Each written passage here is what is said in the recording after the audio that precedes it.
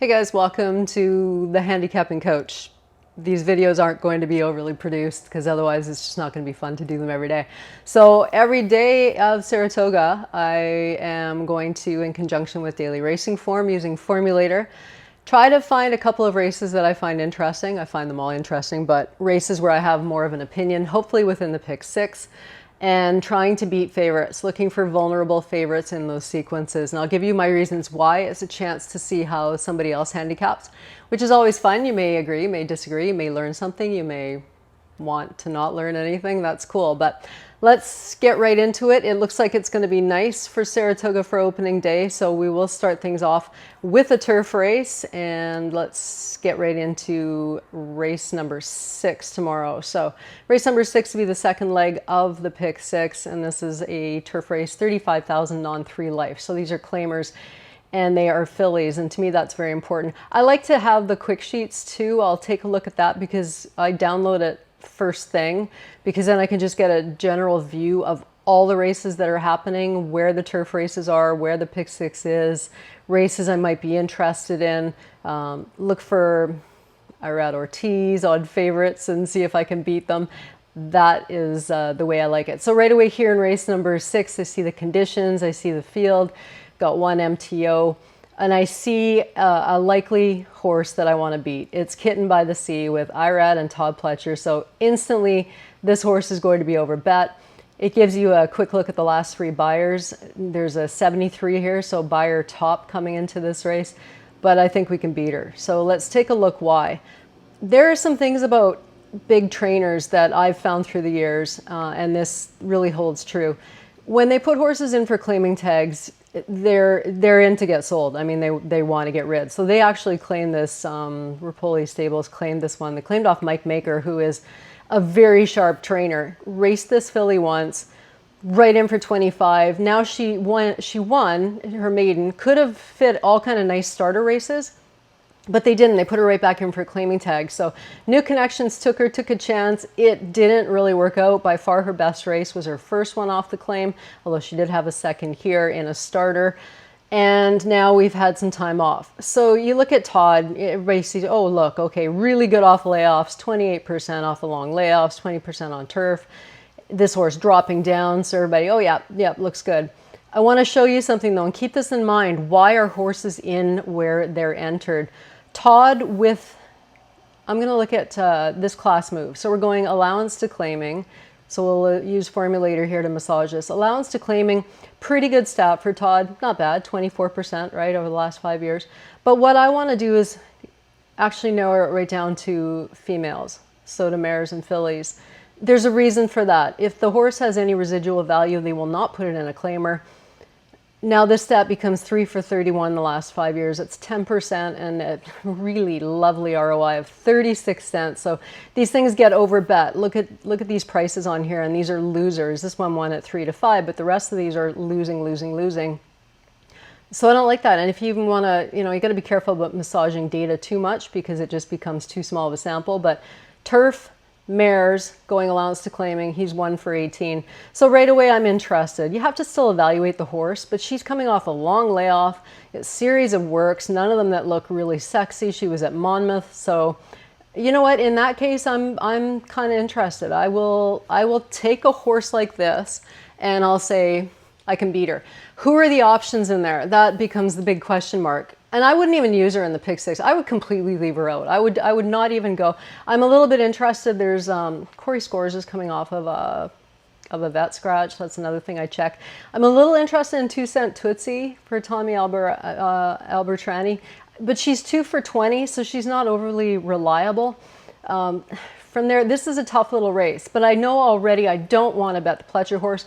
I will include the 8 Choose Happiness. She's coming off a solid second place run on the Belmont turf. She's never run at Saratoga. I think she'll like the way that the track plays there on the turf.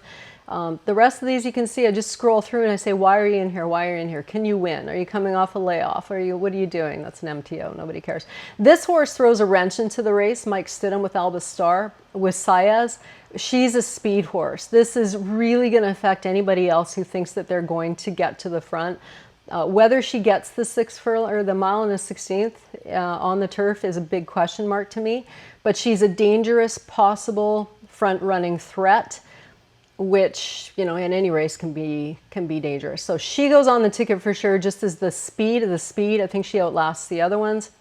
I don't like the one. I'm not enamored with the 4. I'm leaving the 5 out. I don't care. I don't like Rudy's horse. I don't like Corey. I will take the Noda horse, Choose Happiness. And I will also take the 10 2-cent Tootsie. So there's some prices there.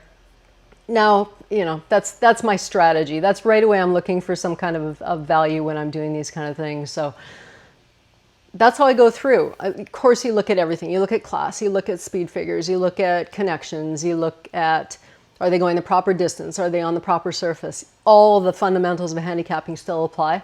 But I start my handicapping a little bit differently. I try to find who I think is going to be the favorite, and right away I try to beat them. So we'll look at one more race today, and that will be another race that I want to beat a favorite, and it's actually going to be the Shuylerville. Now, the chances of, okay, Shuylerville, so we're looking at 2-year-old fillies going for $150,000, 6 furlongs. I do look at the Beyer par. There isn't one for this, but I do like to see, and I compare to see how many horses have come close to or gone over par. Happy Soul for Wesley Ward. So she's coming off of a narrow loss in her debut on the slop, and then 2 huge wins. Johnny V, love me some Johnny V. He's salt of the earth. I'm so happy to see he's having a sensational season. So she's a stakes winner, Astoria, daughter of Run Happy, modest sale price, right? Like $50,000. So she didn't sell for gangbusters, but they're already well out on her. She's good. But there's a filly in here. There's actually, this race is so deep, so deep. This filly Mainstay, this presents a problem to Happy Soul. If she thinks she's getting the front, this filly, as a 2-year-old filly, just worked 45 and 3. Before her debut, she worked 47. She went 58 and 3. She probably won't get played because she's been at Parks. She ran at Monmouth. Robert Reed in the last couple years just has 1 win at Saratoga. The thing is, though, it was this horse's, so you see the dam. I'm just looking at this is why I love Formulator, because all this is right there at your fingertips. The dam of Mainstay is Vero Amore. She was all right in her own sense. She just missed in the Black Eye season. She won a couple races, but look who this is. Her full sister is Vequist. She started her career, just missed with Pennington, so same connections. She won the Spinaway for fun. She won the juvenile fillies. Unfortunately, her 3-year-old season hasn't gone well so far. Hopefully we see her back. But that's who we're looking at when we're looking at what other horses are in here. There's a lot of solid pedigrees in here. I think, so I'm playing against Happy Soul. That's the gist of my argument here. I'm thinking that she's just going to be in a situation where she's going to be tested. If she thinks she's just going to get the front and then go on her merry way, I don't feel that that's going to happen because there are speeds to the inside. So now I start to look. The rail position, I love Norm Cassie's filly, this Pretty Birdie, but the rail position in this field is not going to be her friend. It's going to put her in a really, really tough spot where she gets away. I like Mainstay. I'm going to put her in because she's drawn inside. These works are insane. This is a bit of a freak filly. That was a half-sister because this is an Astern. Anyways, the Tom Amos filly to the far outside, I don't mind. Cartel Queen, mostly because the outside draw. She attracts IRAD. Out of this whole field of talented fillies, she gets IRAD. So blinkers go on. The debut was okay. The second start was solid. I love that she showed, you know, some jam here. She altered in, so I like that. Not that Asmussen filly. The other one, I'm playing against Happy Soul. Queen Camilla, not yet, I don't think. This one I don't mind, Velvet Sister. She was a front-running threat, but Rosario certainly could take her off the pace in here and just watch what develops in front. This was a really professional win. I thought that was great. So it's a $500,000 filly. There's a lot of quality in here. This is a tough little race. So I would love to play Norm's filly, but I won't. Strictly because the inside post position. She might get there because she looks like she's got some go. I'll take the 2. I'll definitely take the 4, and I'm going to take the 9 horse as well in what looks like a really, really loaded Shuylerville. So that's an idea of how I start to try to find ways to make some money. To, first of all, find races. Favorites are going to win. I mean, they win 35% of races these days, sometimes 40 at some tracks. So to just throw them out all the time is kind of crazy. But I will find races, especially in pick six sequences, where I think that the favorite could be a little bit vulnerable. I'll tune back in tomorrow. We'll take a look, see if there's any scratches and changes, and start to talk about Friday's card. Today's Wednesday. So we'll do this Wednesday. Tomorrow we race Thursday, and I'll pop back in tomorrow and discuss what's happened. So good luck. Enjoy. It's Saratoga. Play with DRF Formulator. It makes the world of difference in your handicapping. Trust me, it's a great tool. There's lots of good tools out there, but for me, it's Formulator all the way. Peace out. Enjoy.